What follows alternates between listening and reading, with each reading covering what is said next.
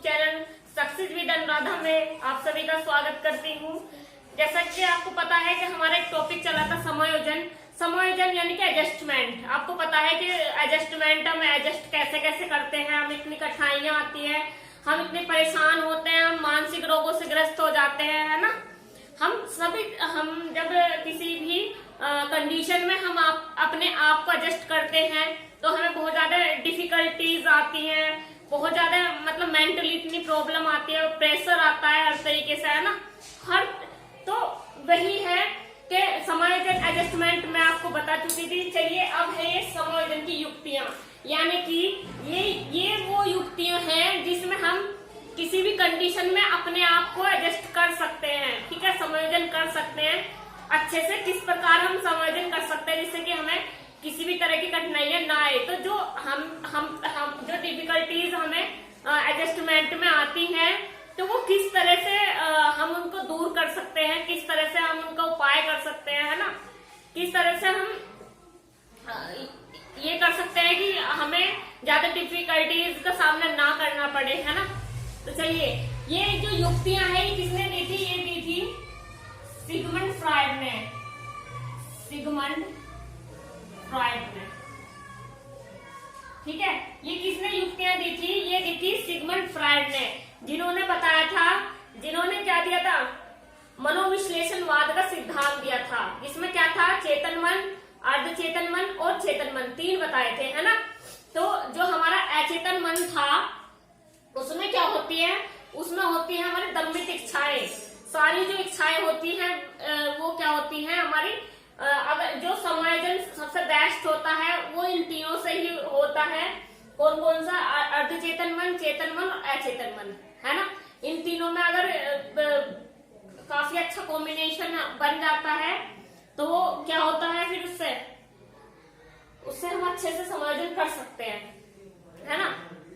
तो चलिए जो समायोजन होता है, हम जो युक्तियां हैं वो कितनी युक्तियां हैं, ठीक है, इम्पोर्टेंट टॉपिक है, बार बार पूछा जाता है।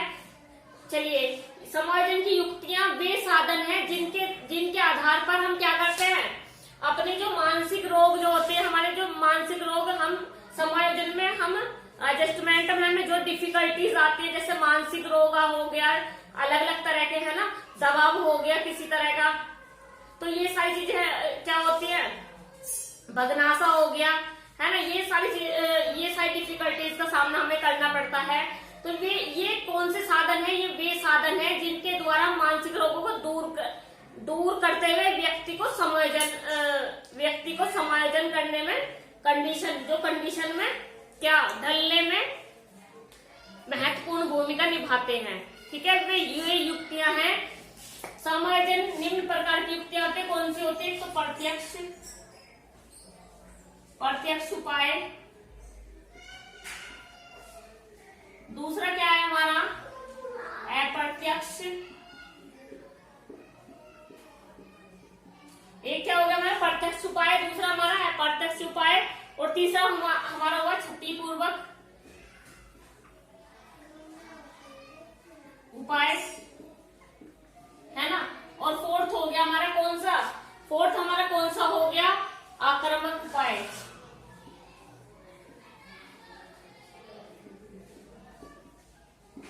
ठीक है, तो ये क्या है? ये समायोजन की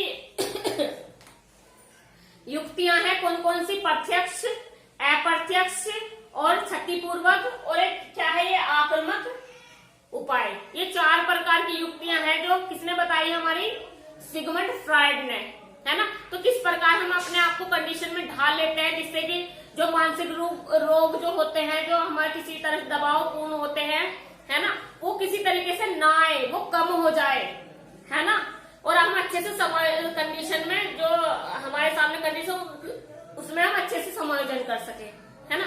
तो चलिए देख लेते हैं कौन कौन से हमारे प्रत्यक्ष, अप्रत्यक्ष उपाय और क्षतिपूर्वक और आक्रामक। अब इनके अंदर पढ़ते हैं कैसे कैसे होते हैं। यानी कि प्रत्यक्ष कौन से होते हैं? जो हमारे सामने एक कंडीशन होती है कि भाई सामने लड़ाई होगी बहुत तगड़ी, दो आपसों में बहुत तगड़ी, है ना। तो वो क्या होगा?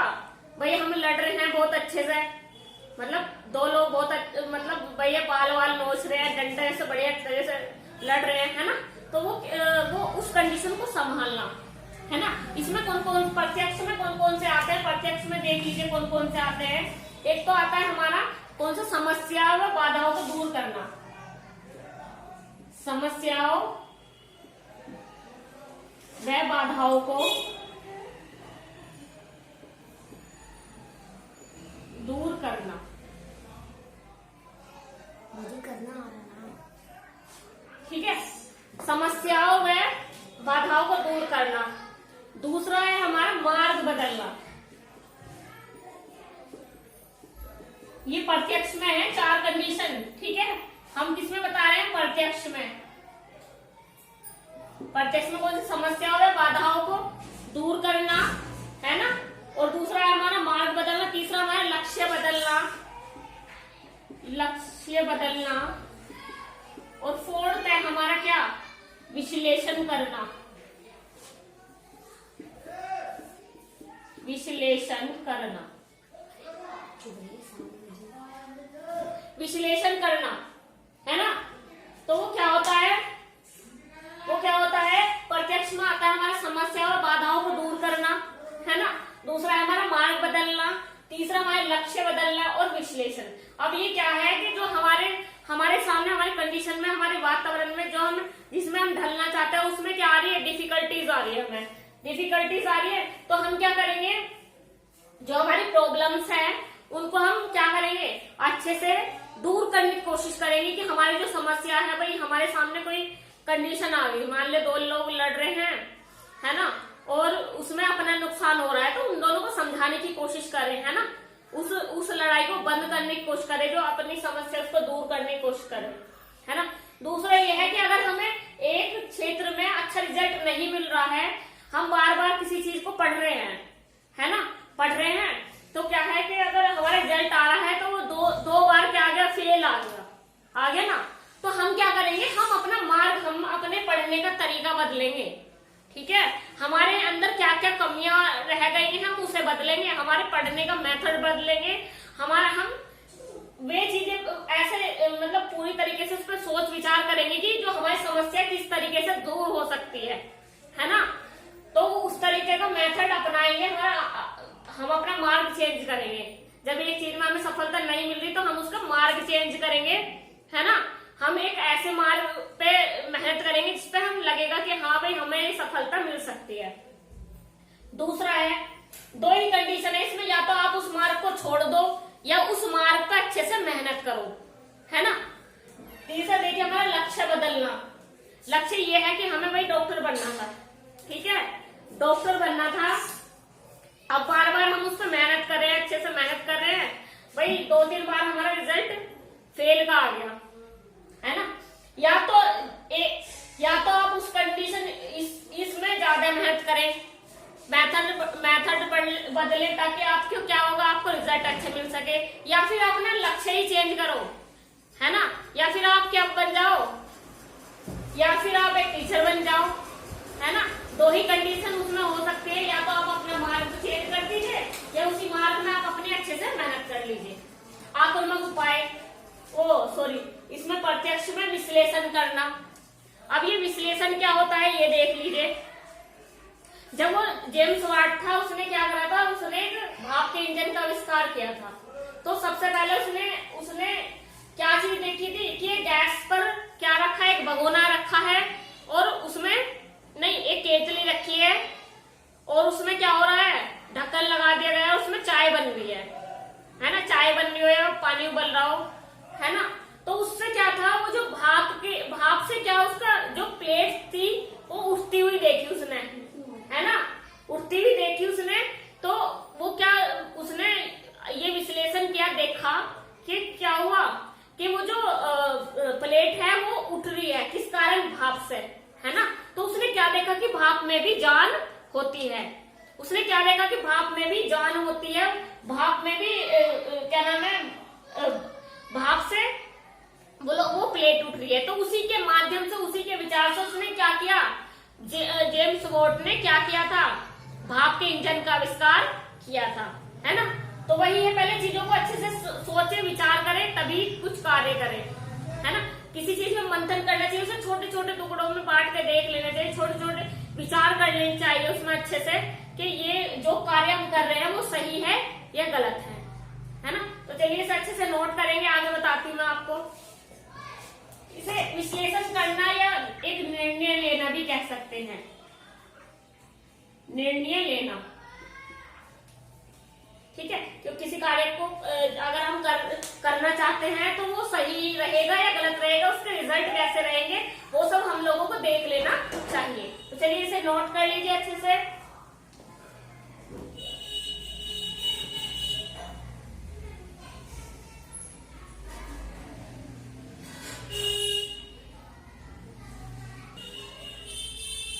चलिए दूसरा आता है हमारा, पहले मैंने आपको बता दिया है प्रत्यक्ष में मैंने आपको क्या बताया था, एक तो बाधाओं को दूर करना या समस्याओं को दूर करना, है ना। दूसरा बताया था अपना मार्ग बदलना, और तीसरा बताया था मैंने लक्ष्य बदलना, फोर्थ बताया था विश्लेषण या निर्णय करना। अब हम आते हैं अप्रत्यक्ष उपाय पे। इसकी दूसरी युक्ति कौन सी है हमारी, अप्रत्यक्ष।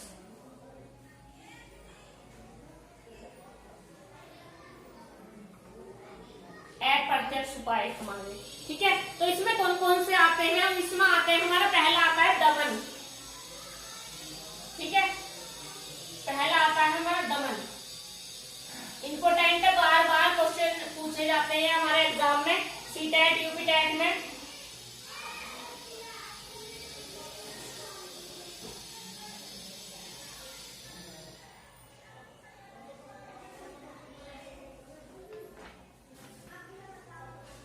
ठीक है, तो ये बार बार पूछा जाता है, इम्पोर्टेंट है। मैंने आपको बताया है कि हमारा टैट और सुपर टैट में, वो टैट और यूपी टैट में, सी टैट और यूपी टैट में आता है। तो चलिए देख लेते हैं। पहला है हमारा दमन, इसमें अप्रत्यक्ष उपाय में। अब दमन क्या होता है, दमन होता है मन में कुछ चीजें दबाना, है ना, मन में दबाना, मन में दबाना, यानी कि जब दमित इच्छाएं, कौन सी दमित इच्छाएं,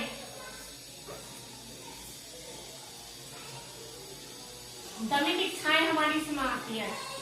यानी कि ऐसा है, अगर आपको, यानी कि ऐसा है कि अगर आपको क्या लेनी है, कार लेनी है, तो आपको स्कूटी दिवा दी गई, तो क्या होगा, आप उस इच्छा को अपने अंदर मार दोगे, है ना।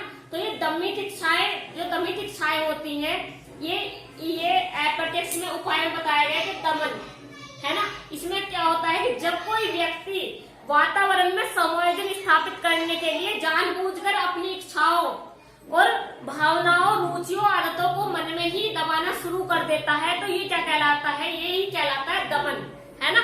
जब कोई व्यक्ति क्या करता है, जब कोई व्यक्ति क्या करता है, समायोजन करता है, तो वो अपनी सारी इच्छाओं को मार देता है, अपनी इच्छाएं, भावनाएं और रुचियों, इन तीनों को क्या कर देता है, दमन, ठीक है। इच्छाओं को मार देता है, इच्छाएं, भावनाएं और रुचियों को मार देता है। इच्छाओं को जब मन में ही दबा देता है ना, तो क्या होता है, यही क्या कहलाता है, दमन कहलाता है, ठीक है। जब हम अपने वातावरण में जब कोई व्यक्ति अपने वातावरण में, है ना, अपने वातावरण में समायोजन करता है, तो वह क्या करता है, जब वो अपनी जानबूझकर अपनी इच्छाएं, भावनाओं और किसको, रुचियों को, आदतों को मन में ही क्या कर लेता है, दफन कर लेता है ना, मन में ही क्या कर लेता है, दबा लेता है, तो वही क्या कहलाता है, दमन समायोजन कहलाता है, ठीक है।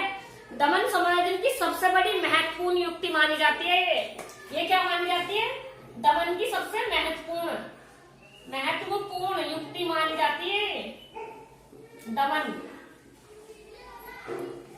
समायोजन की सबसे महत्वपूर्ण युक्ति मानी जाती है दमन, ठीक है। चलिए इसे अच्छे से नोट कर लीजिए। मैंने आपको बता ही चुकी हूँ कि क्या है, शॉर्ट में मैंने बता दिया है। दमन करना, दबाना, में दबाना।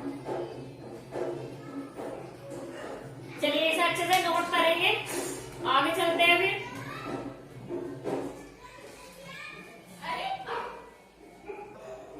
चलिए दूसरा है हमारा समन। ठीक है, दूसरी युक्ति है हमारी समन। अब समन में क्या चीजें हैं, समन में देख लीजिए क्या क्या बताया गया है। इसका मतलब होता है भूलने की कोशिश करना या फिर दूर जाना। ठीक है, भूलने की कोशिश करना, ये दूसरी युक्ति है समायोजन की, करना या भूल जाना, है ना। अब क्या है कि जब अब इसमें क्या है कि इसमें व्यक्ति जानबूझकर किसी भी व्यक्ति, वस्तु या घटना से अलग रहना चाहता है ना। कोई भी व्यक्ति है, कोई व्यक्ति के साथ घटना घटित हुई है ना, घटना घटित हो गई तो अब क्या होगा, वह उस जो घटना हुई है उससे दूर रहने की, उसे भूलने की कोशिश करेगा, है ना। भूलने की कोशिश भी करेगा कि हाँ भाई जो हमारे साथ वहां घटना हुई थी हम सब भूल जाते हैं, जो हुआ सो हुआ, आगे जो करना है हम वो करते हैं, है ना। क्योंकि क्या होता है कि जब वो घटना हुई है, अगर हम उसको याद करते हैं तो क्या होता है, हम लोगों को दुख होता है, हो जाता है, हम वहीं पर माइंड रहता है ना, कि हमें वहां पे अपमान मिला था, ये इसे भूलने की मतलब कोशिश ज्यादा करता है ना। तो वही है कि जब वो समायोजन कहीं नई जगह समायोजन करता है, वातावरण से समायोजन करता है, तो वे जो पुरानी बातें हैं, जो जहाँ पर उनका अपमान हुआ था, जहाँ पर उन्हें दुख मिला था, दर्द मिला था, उसे भूलने की कोशिश करता है, उससे दूर रहना चाहता है ना। तभी वो अच्छे से क्या कर पाएगा, नए वातावरण में अच्छे से समायोजन कर पाएगा, नई कंडीशन में अपने आप को एडजस्ट कर पाएगा, है ना। तो चलिए बता चुकी हूं मैं इसको, समन का, है ना। समन का मैंने आपको बता दिया है। चलिए मैंने क्या बताया था समन का, कि जब कोई व्यक्ति किसी के पास अपमान, कष्ट या फिर कोई दुख दर्द, कहीं भी उसकी इंसल्ट की जाती है किसी भी व्यक्ति की, तो वो क्या करता है, नई जगह पे, नए वातावरण में, नई कंडीशन में अपने आप को ढालने की कोशिश करता है। उन सारी जो भूतकाल में उसके साथ घटना हुई है उन सबको भुलाने की कोशिश करता है, भूल कर नई कंडीशन में अपने आप को एडजस्ट करने की कोशिश करता है ना। तो चलिए इस अच्छे से नोट करेंगे हम लोग समन को। ये हमारी दूसरी युक्ति थी।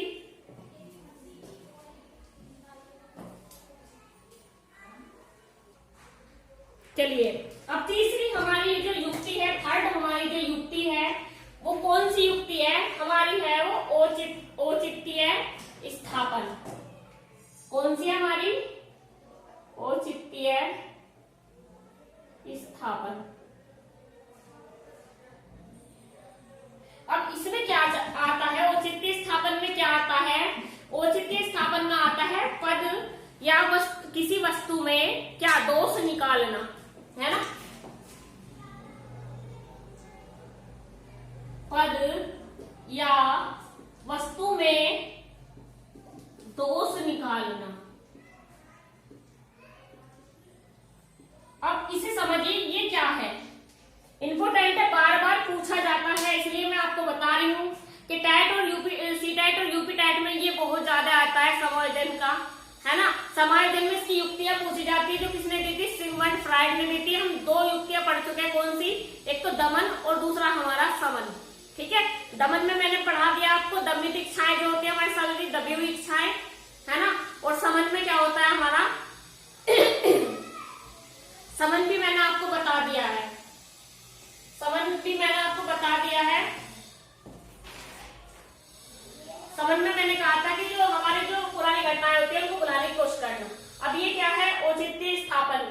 औचित्य स्थापन हमारी थर्ड युक्ति है जो इम्पोर्टेंट भी है ना। तो इसमें क्या बताया गया है कि जब कोई व्यक्ति किसी चीज को पाने के लिए बार बार प्रयास करता है ना, और प्रयास करता है, किसी पद या वस्तु को बार बार पाने की कोशिश करता है, जब वो वस्तु उसके हाथ नहीं लगती, उसे प्राप्त नहीं होती, तो वो क्या करता है, वो ये करता है कि ये तो बेकार है, ये मेरे काम की नहीं है। बाद में तो जब उसे नहीं मिलती तो वो क्या करे, कुछ ना कुछ तो बहाने बनाएगा ना कि भाई मुझे नहीं मिली, ये काम की नहीं है या मेरे काम की नहीं है या कुछ भी। तो उसका बहुत अच्छा उदाहरण है अंगूर। अंगूर खट्टे हैं। अब कैसे, जब लोमड़ी वो कहानी तो सुनी होगी, जब लोमड़ी क्या करती है, अंगूर को पाने की कोशिश करती है, तो जब उसके हाथ नहीं लगते तो क्या करती है, अंगूर खट्टे हैं। जब उसके हाथ नहीं लगे तो वो यही बताएगी ना कि अंगूर खट्टे हैं, है ना।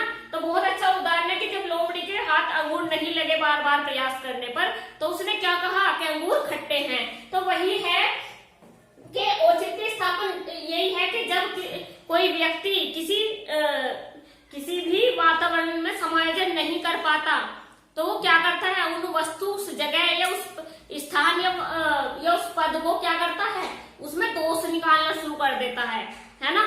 तो चलिए इसे नोट कर लीजिए अच्छे से। ये तो मैंने एक उदाहरण के तौर पे मैंने आपको बता दिया है ना, एग्जाम्पल के तौर पे मैंने आपको बता दिया कि जो लोमड़ी होती है ना उसे नहीं मिलता, लोमड़ी को अंगूर नहीं मिलते तो वो क्या करता है, तो वह अंगूर में दोष निकाल रही है। क्या दोष निकाल रही थी कि अंगूर खट्टे हैं, है ना। तो यही है कि जब कोई व्यक्ति किसी स्थान या किसी कंडीशन, अपने एनवायरमेंट में एडजस्ट नहीं हो पाता, तो उस पद या किसी वस्तु में वह क्या करना, वो क्या निकालना शुरू कर देता है, दोष निकालना शुरू कर देता है। तो चलिए इसे अच्छे से नोट कर लीजिए एग्जाम्पल को, आगे चलते हैं फिर।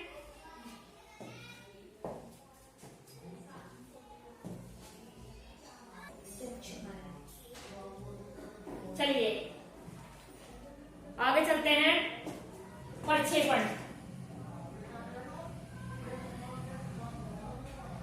इसकी फोर्थ युक्ति कौन सी है हमारी, प्रक्षेपण। ठीक है, अब ये क्या है, ये होता है कि अपना जो दोष होता है किसी दूसरे पर लगाना, है ना। अपना दोष दूसरों पर लगाना, है ना। अब ये क्या है, अब उदाहरण से समझते हैं मैं क्या बताना चाहती हूँ कि जब कोई, इस युक्ति में बालक क्या होता है, बालक खुद को असफलता का कारण नहीं मानता, है ना। अगर वो फेल भी हो जाए, है ना, तो वो अपनी गलती नहीं मानेगा, वो गलती किसकी बताएगी, टीचर की, किसी मित्र की या किसी भी व्यक्ति की वो गलती बता देगा कि भाई उस व्यक्ति ने मुझे परेशान करा उस टाइम पे, एग्जाम टाइम में, है ना, या टीचर ने हमें अच्छे से पढ़ाया नहीं, है ना, या फिर वो जो बुक थी वो जो ज्यादा कठिन थी उसमें से क्वेश्चन नहीं आए, है ना। तो वो क्या करेगा कि अपने खुद का दोष नहीं बताएगा कि मैं नहीं पढ़ा, मैंने मेहनत नहीं की, मैंने तैयारी नहीं की। वो जो उसका दोष है वो किस पे मंडेगा, दूसरों पे, है ना। तो वही क्या होता है, प्रक्षेपण। इसलिए ही अगर हम अपना दोष किसी दूसरे पर मंड देते हैं तो क्या होता है, मतलब लगा देते हैं, आरोप लगा देते हैं, तो हम अच्छे से समायोजन नहीं कर पाते, है ना। तो वो क्या है, एक एग्जाम्पल भी है इसमें, क्या है, नाच न जाने आंगन टेढ़ा,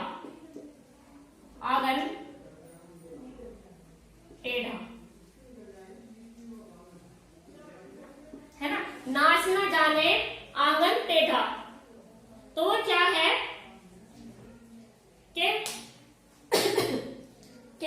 भाई एक बात बताओ, अगर ये ऐसा नहीं है कि नाचते नाचते आंगन टेढ़ा कर दिया आपने, ये वो वाला उदाहरण ना है एग्जाम पे, ध्यान से सुनिए इसे।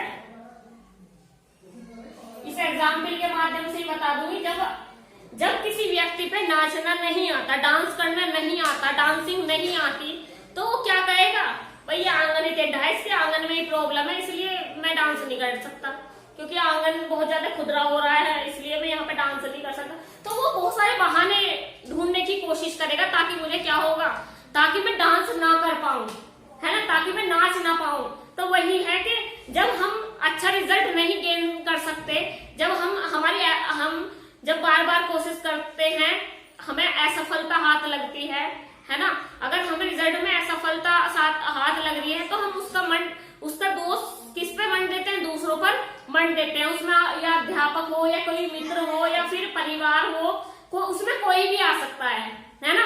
वो अपना दोष किसी के ऊपर भी डाल सकता है। वो अपना दोष अपनी गलती नहीं मानता कि मेरी गलती है, मैंने मेहनत नहीं करी, या मैंने वो सारी गलती बुक पे निकाल देता, पुस्तक पे निकाल देता है ना, किताब पे निकाल देता है, मित्रों पे, परिवार पे, किसी पे भी वो दोष निकालना शुरू कर देता है। वो अपनी गलती नहीं बताता। तो इसी परजीवन का मीन्स होता है अपना दोष दूसरों पर लगाना। इसी प्रकार वह अच्छा समायोजन वातावरण में कंडीशन के अकॉर्डिंग अपने आप को ढाल नहीं पाता। ठीक है, तो आप समझ गए हो ना। नाच ना जाने आंगन टेढ़ा, नाचते आंगन टेढ़ा मत कर दियो।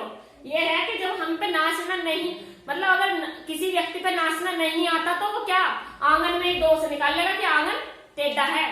ठीक है, चलिए नोट कर लीजिए, से आगे बताती हूँ मैं आपको।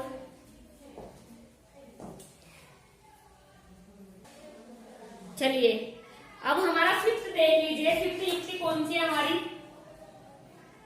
फिफ्थ युक्ति है हमारी क्षतिपूर्वक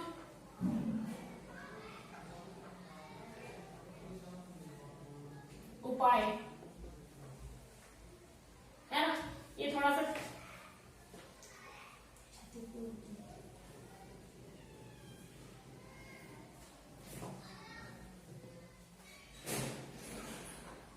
क्षतिपूर्ति उपाय। अब ये क्या है, इसमें सुनो अच्छे से। इसका मतलब क्या होता है? इसका ये अर्थ होता है कि जब किसी व्यक्ति में शारीरिक रूप से कमी होती है ना, या कोई अंधा है, बहरा है, पैर में दिक्कत है उसके, है ना, हाथ में दिक्कत है, छोटा कद का है ना, तो हर जैसे कोई भी शारीरिक दोष है ना, उसको उस कमी को पूरा करने के लिए वह एक कृत्रिम वस्तु का सहारा लेता है। जैसे कि एक उसका पैर नहीं है, ठीक है, पैर में एक की दिक्कत है, तो वो कैसे छड़ी से चलेगा ना, जिसे चिड़िया भी बोलते हैं, है ना, आपने सुना होगा। या फिर वे आती हैं व्हील चेयर भी आती हैं, और भी चेयर से जैसे पैर में कोई दिक्कत है तो उनसे चलते हैं, है ना। और भी एक चीजें, जैसे हमारा हाथ नहीं होता, अब हाथ भी लगवा सकते हैं आप, कृत्रिम पैर भी लग सकता है ना। तो उनका सहारा लेकर जो व्यक्ति शारीरिक रूप से क्या है, शारीरिक रूप से उसमें दोष है, तो वह कृत्रिम वस्तुओं का सहारा लेकर उस कमी को पूरा कर लेते हैं। तो वही क्या कहलाता है, क्षतिपूर्ति उपाय। जैसे कि कोई व्यक्ति एक पैर में उसकी प्रॉब्लम है तो वो क्या कर लेता है, छड़ी से चल लेता है ना। या फिर दूसरा हमारा ये देखिए, अगर जैसे हाइट कम है तो वो क्या करते हैं कि बड़ी बड़ी सैंडल पहनती है लड़कियां, है ना। हाइट कम मैं भी पहनती हूँ, उसमें कोई उसकी बात नहीं है कहने वाली, ठीक है। तो वो क्या होता है कि वो हाइट थोड़ी सी बढ़ जाती है, कृत्रिम रूप का सहारा लेते हैं, हम उस कमी को पूरा करने की कोशिश करते हैं, पूरी कर लेते हैं उसको कृत्रिम रूप से, है ना। तो वही क्या कहलाता है, क्षतिपूर्वक उपाय, है ना। कृत्रिम वस्तुओं का सहारा लेकर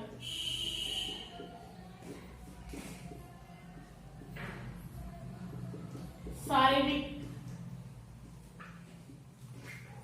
दोष की कमी को पूरा करना, है ना। तो क्या कहलाता है, क्षतिपूर्वक उपाय। चलिए इसे नोट कर लीजिए, आगे बताती हूँ।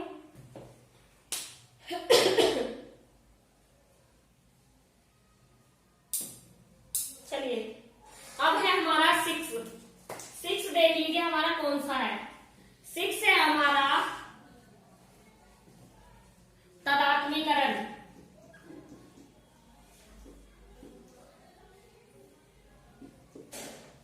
तदात्मीकरण, है ना।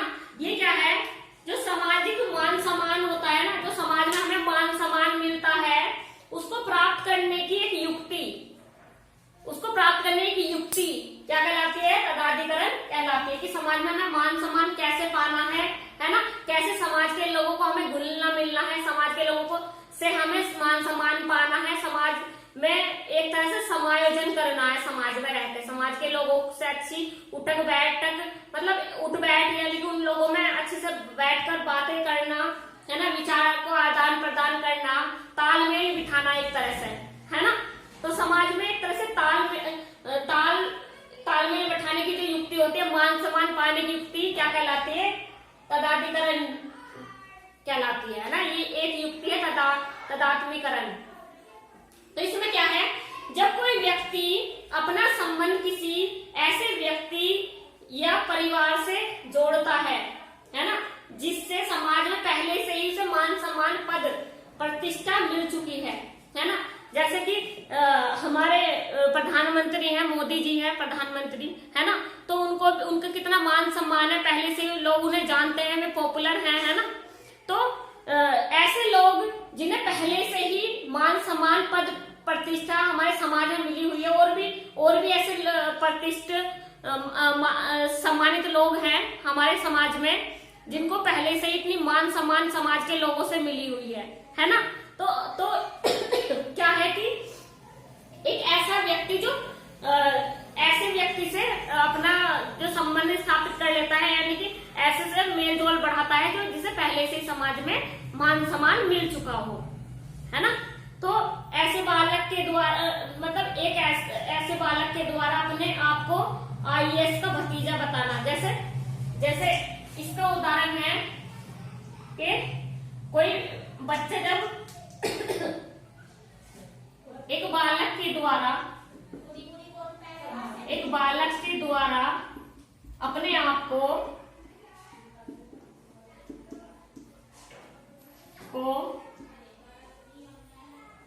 IAS का भतीजा बताना,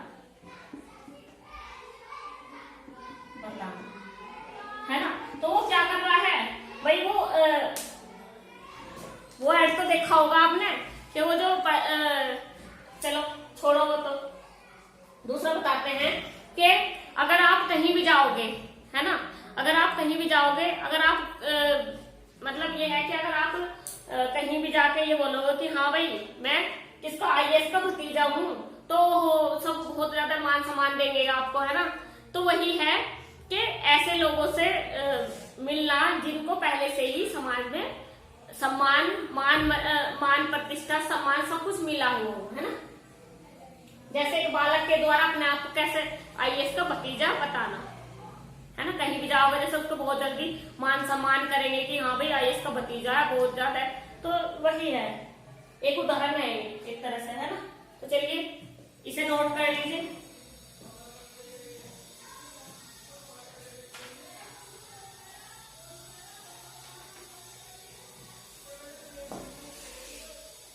चलिए 7th है हमारा कौन सा? प्रत्यागमन, है ना। 7th है हमारा प्रत्यागमन। क्या हमारा? प्रत्यागमन। इसका मीन्स होता है विपरीत जाना। ये क्या होता है? इसका विपरीत जाना, या फिर होता है वापस लौटना,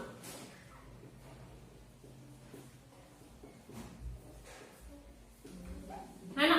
तो ये क्या है कि इसके अंदर क्या है कि जब कोई व्यक्ति है, उसने पहले से ही कोई जैसा कार्य सीख रखा है ना, कोई कार्य सीख रखा, उसने पहले से कोई कार्य किया होगा उसने, है ना। तो वही उसी कार्य को देखा देख क्या करना, और डेवलप करना, है ना। कि कोई व्यक्ति है भाई, कोई व्यक्ति अपना घर बना रहा है, ठीक है, तो दूसरा व्यक्ति भी क्या करेगा, उसे देखा देख क्या करेगा, वो उससे भी ज्यादा बनाने की कोशिश करेगा, उससे भी अच्छा बनाने की कोशिश करेगा, है ना। उसे देखा देख वो भी कहेगा कि हाँ भाई घर बनाना है, लेकिन और भी अच्छा बनाना है, ठीक है। वही क्या है कि इससे भी अच्छा घर बनाना है, तो यही क्या कहलाता है? प्रत्यागमन, है ना। जो उसकी इच्छाएं जो थोड़ी दबी से और भी अच्छा बनाना है इस चीज को। एक उदाहरण हम इसको ये भी कह सकते हैं कि जब कोई व्यक्ति के द्वारा क्या करता है, किसी कार्य को करता है ना, किसी कार्य को करता है, किसी ऐसे कार्य को करता है जो जिस कार्य को उसने पहले किया हो, है ना, या वह व्यवहार और कार्य जो उसने पहले किया हुआ हो। इस युक्ति में व्यक्ति के द्वारा ऐसे कार्य और व्यवहार किए जाते हैं जो उसने पूर्व में किए हो, है ना। एक उदाहरण इसका ये भी है कि इमली को देखकर मुंह में पानी आना, एक लालच, जिसे कि देख के कि किसी व्यक्ति ने कोई कार्य किया है तो हम भी करेंगे, मतलब उसमें एक लालच आ जाता है कि भाई हमें भी इससे अच्छा घर बनाना है ना, देखा देख। तो चलिए आगे देखते हैं, आगे देख लेते हैं इससे। चलिए पहले से नोट कर लीजिए, इसका मीन्स होता है विपरीत जाना, यानी कि एक इंसान कुछ कार्य कर रहा है तो वह उससे भी बढ़िया कार्य करके दिखाएगा उसे, है ना।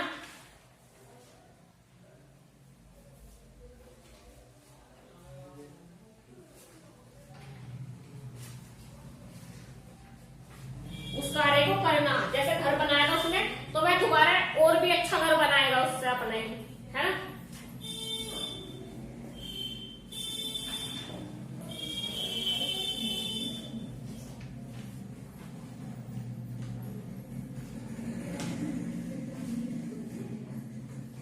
अब देखिए एट क्या है हमारा, युक्तिकरण।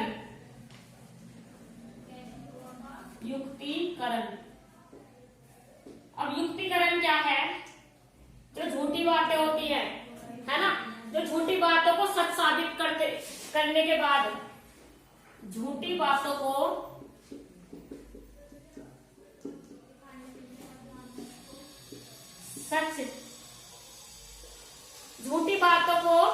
क्या करना, सच साबित करने के बाद करने हेतु उस पे क्या करना, उस पे तर्क वितर्क करना, है ना, उस पे वाद विवाद द्वारा क्या करना, तर्क वितर्क करना, वाद विवाद या तर्क वितर्क करना,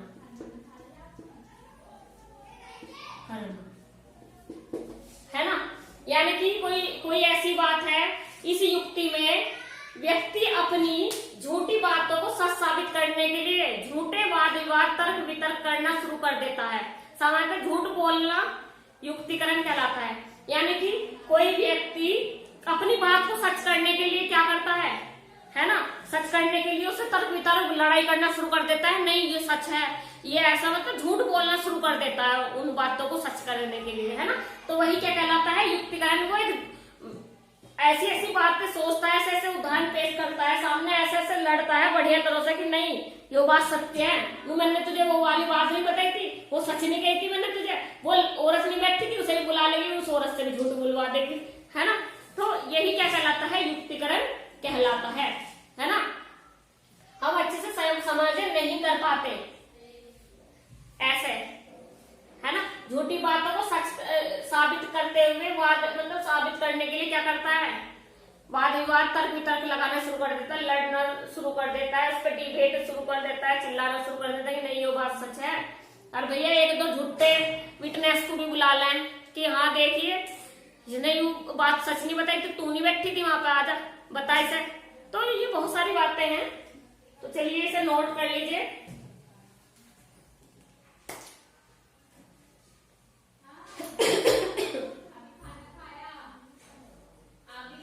चलिए 9th है हमारा विपरीत मनोरचना, ठीक है।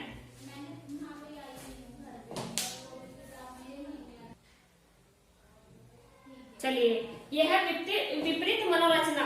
अब ये विपरीत मनोरचना क्या होती है कि जब कोई व्यक्ति वातावरण में समायोजन करने के लिए क्या करता है, अपनी अच्छी और सकारात्मक आदतों को वो छोड़ देता है ना। अपनी जो उसकी बुरी आदतें होती हैं, अच्छी और सकारात्मक आदतों को वह छोड़ देता है तथा बुरी आदतों, नकारात्मक आदतों को अपना लेता है ना, ग्रहण कर लेता है। तो यही विपरीत मनोरचना कहलाती है।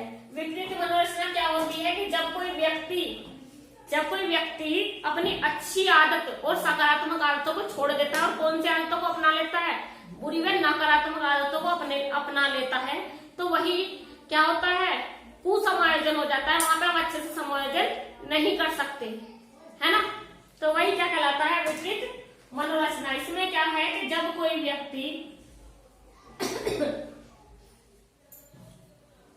कोई व्यक्ति कैसा है, बुरी आदतों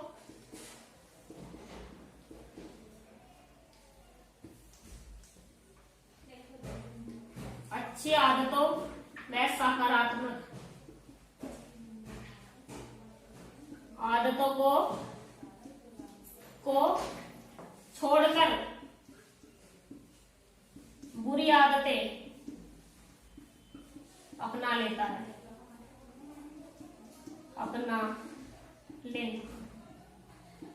वही क्या कहलाता है, विपरीत मनोरचना, है ना।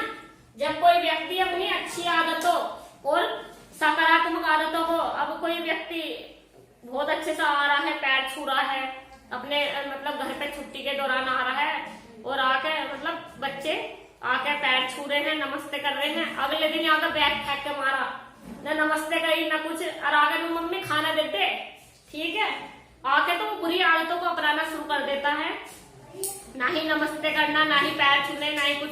तो वो क्या होता है, उस पर एक नकारात्मक प्रभाव पड़ने लगता है। यही क्या कहलाते हैं, विपरीत मनोरचना कहलाती है। चलिए इसे नोट कर लीजिए।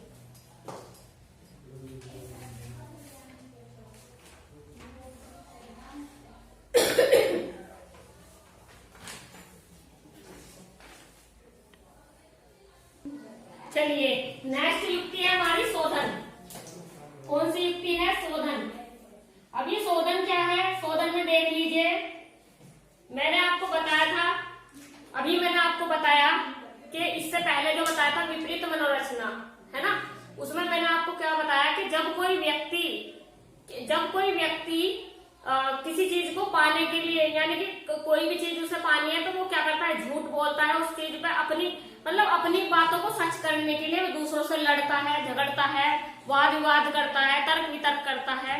तो वही क्या कहलाता है, विपरीत मनोरचना कहलाती है ना। जब कोई व्यक्ति अपनी बुरी आदतों को क्या करता है, अच्छी आदतों को छोड़कर बुरी आदतों को अपना लेता है ना। विपरीत मनोरचना में मैंने आपको बताया कि जब कोई व्यक्ति क्या करता है, जब कोई व्यक्ति अपनी अच्छी आदतों को छोड़कर बुरी आदतों को अपना लेता है, तो वही क्या करता है, विपरीत मनोरचना कहलाती है। अब ये शोधन क्या है, इसका उल्टा है कि जब कोई व्यक्ति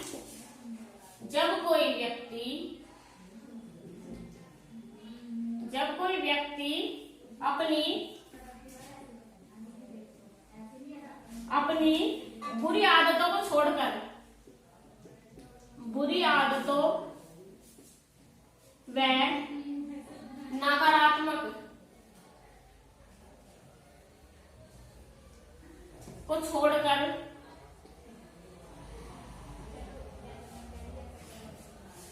अच्छी आदतों को अपनाता है,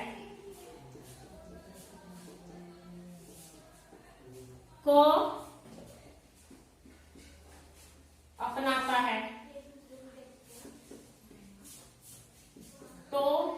क्या कहलाता है, वह शोधन कहलाता है। यानी कि अपने वातावरण से वह समायोजन कैसे कर सकता है, वह समायोजन कर सकता है अगर वह अपनी बुरी आदतों को त्याग दे और अच्छी आदतों को अपना ले, तो वह अच्छे से अपने वातावरण में ढल सकता है, उस कंडीशन में एडजस्ट कर सकता है जो कंडीशन उसके सामने हो, है ना।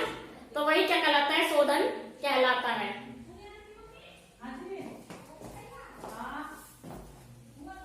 इनका तो कुछ जान नहीं रहा। चलिए आगे हमारा देखिए, नेक्स्ट हमारा है दिव्य स्वपन, है ना। तो ये क्या है, ये हमारा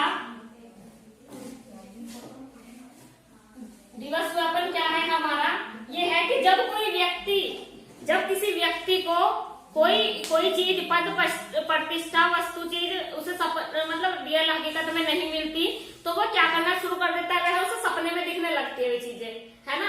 वो क्या करता है, वो सपनों में प्राप्त करने की कोशिश करता है, उन चीजों को कल्पना करना शुरू कर देता है कि हमें ये चीज, मतलब उसे ऐसा लगता है कि हमें ये चीज मिल गई। अगर हम हकीकत में नहीं मिली तो हम क्या देखेंगे, भाई सपने में तो मिल गई।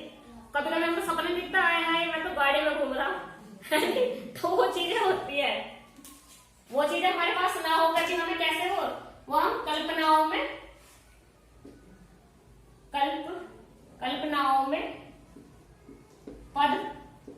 पद या वस्तु को प्राप्त करना क्या कहलाता है, दिवा स्वप्न। ठीक है, अब हमारा नेक्स्ट है को क्या, पृथक्करण। पृथक्करण का भी आप समझ गए होंगे, क्या होता है, अलग होना। ठीक है, क्या होता है, अलग होना। इसका मीन्स क्या होता है, हमारा अलग होना। अब ये क्या है कि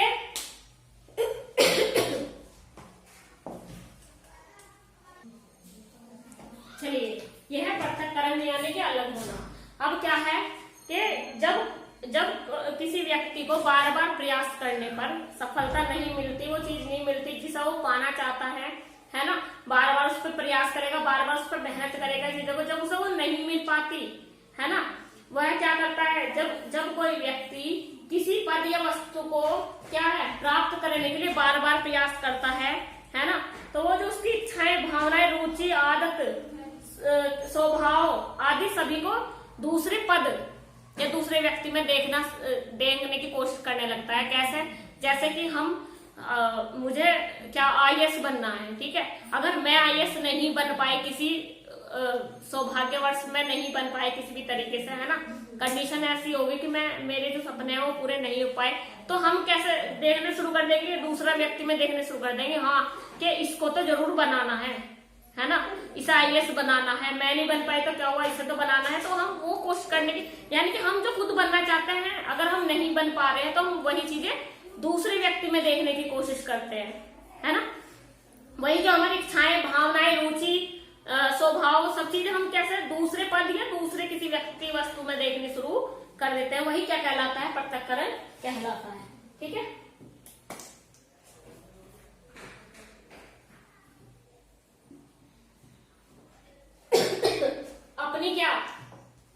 अपनी इच्छाएं जो होती है, हमारी जो अपनी इच्छा होती है, अपनी इच्छा, भावनाएं, है ना, भावनाएं, रुचि,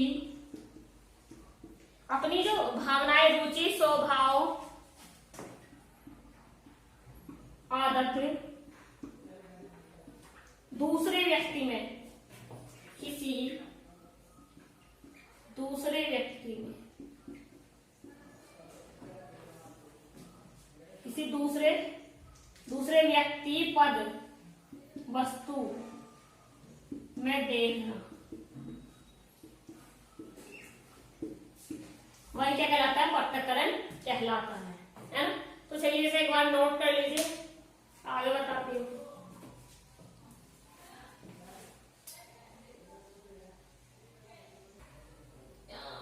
चलिए आगे हमारा जो है पलायन। अब पलायन क्या है, एक स्थान से दूसरे स्थान पर जाना। पलायन का मीन्स क्या होता है, एक स्थान से दूसरे स्थान पर जाना। यह युक्ति बहुत निम्न व कम प्रभावी मानी जाती है, यह युक्ति बहुत निम्न और कम प्रभावी मानी जाती है ये युक्ति। ठीक है, तो ये जो पलायन है ये क्या होता है, एक स्थान से दूसरे स्थान पर चले जाना।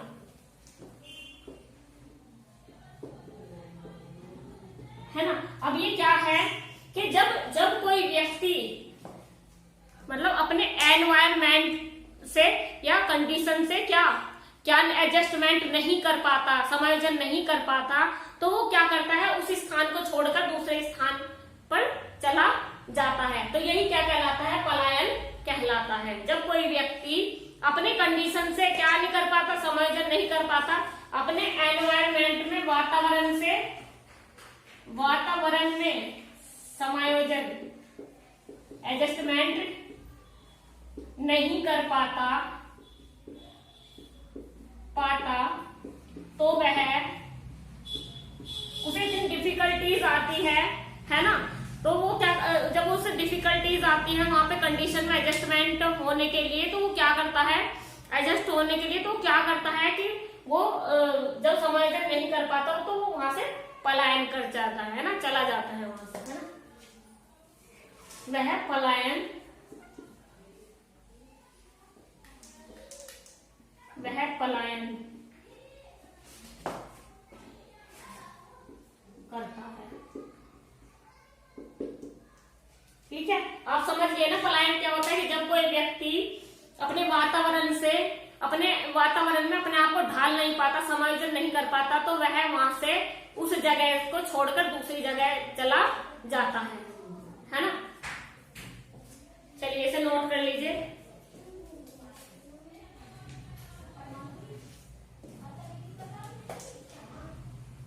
अब देखिए, ये तो हो गया था हमारे अप्रत्यक्ष उपाय में जो पॉइंट है ना, अप्रत्यक्ष उपाय के प्रकार। अब देखिए तीसरा है हमारा कौन सा, क्षतिपूर्वक उपाय। ये हमारी तीसरी युक्ति कौन सी है, अभी तक हमारी कौन सी युक्ति चल रही थी, अप्रत्यक्ष उपाय। अब ये क्या है हमारा क्षतिपूर्वक उपाय। इसमें क्या क्या है, इसमें प्रत्यक्ष व अप्रत्यक्ष, ये दो प्रकार के होते हैं। अब देख लीजिए इसमें क्या है, प्रत्यक्ष और अप्रत्यक्ष उपाय, है ना। तो ये क्या होता है, प्रत्यक्ष ये होता है कि जब कोई बच्चा क्या करता है, किसी विषय में कमजोर होता है, तो वह क्या करता है, वह इसी में मेहनत कर सफलता हासिल करता है। यानी कि इसमें उदाहरण है कि जब कोई बच्चा अप्रत्यक्ष में, जब कोई बच्चा किसी विषय में मेहनत करता है, जिसमें उसका सब्जेक्ट कमजोर है, ठीक है, किसी बच्चे का एक सब्जेक्ट मैथ है, ले लो, मैथ में वह कमजोर है, ठीक है, तो वह क्या करता है, उसी सब्जेक्ट में इतनी मेहनत करता है कि उसमें सफलता हासिल कर लेता है। तो वही क्या कहलाता है, प्रत्यक्ष क्षतिपूर्वक उपाय कहलाता है। यही क्या कहलाता है, प्रत्यक्ष क्षतिपूर्वक उपाय, है ना। इसका उदाहरण मैंने आपको बता ही दिया है कि जब कोई बच्चा, जब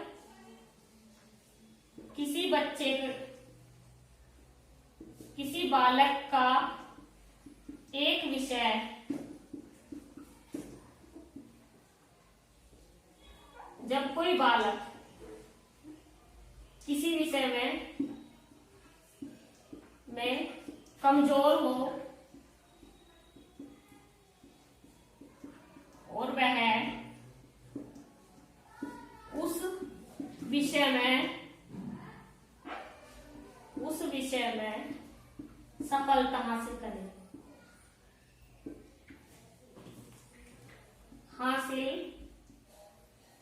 ले, वही क्या कहलाता है, प्रत्यक्ष क्षतिपूर्वक उपाय कहलाता है। ठीक है, अब इसका दूसरा देख लीजिए, दूसरा क्या है,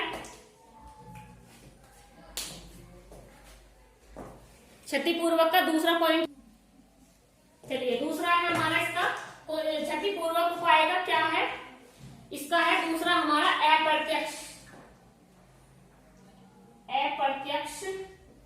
क्षतिपूर्वक। चलिए देखते हैं हमारे अप्रत्यक्ष क्षतिपूर्वक उपाय, है ना। ये क्या था हमारा, जब कोई बालक किसी एक विषय में कमजोर होता है और वह क्या करता है, उस विषय को छोड़कर वो क्या करता है, किसी दूसरे विषय को अपना लेता है, उसमें दूसरे विषय में अपनी रुचि दिखानी शुरू कर देता है, तो वही क्या कहलाता है, अप्रत्यक्ष क्षतिपूर्वक उपाय, है ना। जब किसी ऐसा होता है ना, जब किसी बच्चे की किसी विषय में रुचि नहीं होती, तो वो क्या करता है, वह दूसरा विषय चुनकर उसमें क्या करता है, दूसरा विषय चुनकर उसमें सफलता हासिल कर लेता है, उसमें इंटरेस्ट लेता है दूसरे सब्जेक्ट में और उसमें अच्छे अंक प्राप्त कर लेता है, तो वो क्या कहलाता है, आक्रामक अप्रत्यक्ष क्षतिपूर्वक उपाय, है ना। अप्रत्यक्ष क्षतिपूर्वक उपाय कहलाता है वो फोर्थ युक्ति हमारे समायोजन की आक्रामक उपाय है ना। तो इसका पहला पार्ट क्या है, ये भी दो पार्ट में डिवाइड है, अप्रत्यक्ष आक्रामक उपाय और प्रत्यक्ष आक्रामक उपाय और अप्रत्यक्ष आक्रामक उपाय है ना। तो जो प्रत्यक्ष होता है इसमें क्या है कि जब कोई एक व्यक्ति किसी दूसरे व्यक्ति को हानि पहुंचाता है ना, तो वही बदले में वही व्यक्ति उसे तुरंत हानि पहुंचा देता है। यानी कि किसी ने क्या करा, एक चांटा धर दिया किसी में, तो बदले में उसने भी चांटा मार दिया है ना। तो वही है कि उसपे क्या होती है, उसपे तुरंत प्रतिक्रिया देता है कि जैसे ही मैंने उसे हानि पहुंचाई, उसने तुरंत हमें भी हानि पहुंचा दी। तो वो क्या होता है कि क्रिया के बाद तुरंत प्रतिक्रिया देना, यानी क्रिया के बाद तुरंत उसने क्या कर दिया, उस पर प्रतिक्रिया दे दी है ना। तो ये क्या होता है हमारा आक्रामक उपाय। आक्रामक उपाय में क्या है, इसका एक पार्ट प्रत्यक्ष आक्रामक उपाय कि जब कोई व्यक्ति किसी दूसरे व्यक्ति को हानि पहुंचाता है, तो बदले में वही व्यक्ति उस दूसरे व्यक्ति को वैसे ही हानि पहुंचाता है ना। जैसे उसने हानि पहुंचाई तो बदले में वो भी उसको हानि तुरंत पहुंचा देता है। तो वही क्या कहलाता है हमारा, आक्रामक प्रत्यक्ष आक्रामक उपाय है ना, कि क्रिया के बाद तुरंत क्या कर दिया, उसने प्रतिक्रिया देनी। चलिए इसे एक बार नोट कर लीजिए अच्छे से। इसके बाद इसका बी पार्ट पढ़ेंगे हम। बी पार्ट क्या है हमारा, अप्रत्यक्ष आक्रामक उपाय। इसमें बेसिकली बता दूं आपको, इसमें क्या होता है, इसमें यह है कि जब कोई व्यक्ति किसी व्यक्ति को दूसरे व्यक्ति को हानि पहुंचाता है, तो बदले में वो तुरंत उसको हानि ना पहुंचाकर एक अवसर का मतलब एक अवसर ढूंढने की, भाई सामान दे, मैं भी इसे ऐसी हानि पहुंचाऊंगा, ठीक है। तो वो एक अवसर की तलाश में रहता है हमेशा कि एक अवसर मिले और मैं इसे हानि पहुंचाऊंगा। तुरंत हानि नहीं पहुंचाता उसे, है ना। तो वह क्रिया के बाद तुरंत प्रतिक्रिया नहीं देता। तो वही क्या कहलाता है हमारा अप्रत्यक्ष आक्रामक उपाय। तो चलिए इसे एक बार नोट कर लीजिए अच्छे से।